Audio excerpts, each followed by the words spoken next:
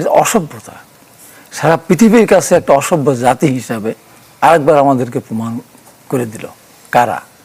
যারা এই দেশের স্বাধীনতা মানে নাই, যারা স্বাধীনতাকে বিশ্বাস করে না, যারা জাতির স্মৃতিসৌধে যায় না, কোনো সময় যায় না।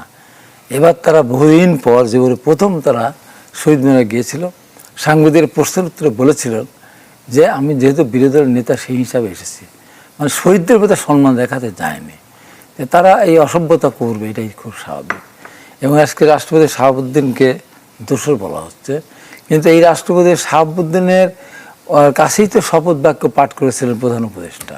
এবং আজকে যারা এই যে এনসিপি যারা আজকে যারা প্রতিবাদটা করলো, তারাও তো উপদেষ্টা হিসাবে শপথ বাক্য পাঠ করেছেন।